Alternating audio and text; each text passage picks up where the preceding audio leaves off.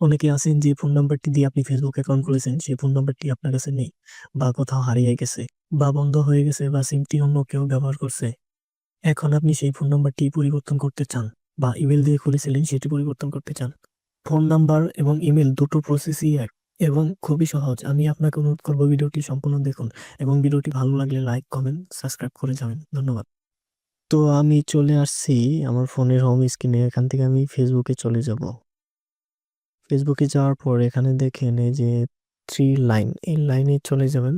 কোন লাইনে যাওয়ার পর হচ্ছে যে তারপরে এখানেও সেটিংস পাবেন, তারপরে এই যে এইখানেও সেটিংস পাবেন। তো আমি এখানে ক্লিক করব। তো এখান থেকে আমি চলে যাব see more in accounting centre. এই যে এইখানে, এখানে চলে যাওয়ার পর তারপর দেখেন এই যে পার্সোনাল ডিটেলস, এখানে যাব। এখানে যাওয়ার পর দেখেন এই যে এইখানে কন্টাক্ট ইনফো, এখানে চলে যাবেন। এখানে যাওয়ার পর এই আপনি নাম্বার অ্যাড করার জন্য এই যে নিচে দেখেন, এখানে যাওয়ার পরে যে এখানে নাম্বারের অপশন, এখানে ইমেলের অপশন। তো আমি নাম্বার দেব।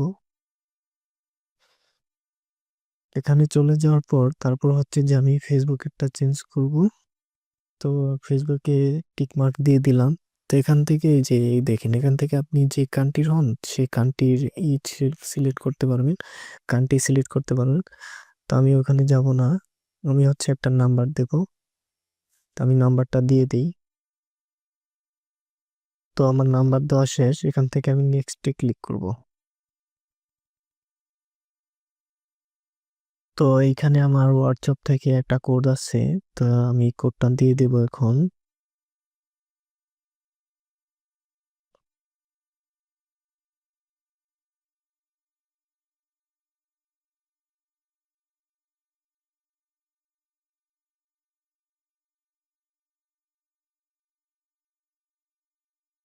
তো আমার কোডটা দেওয়া শেষ, তারা নিয়ে নিয়েছে।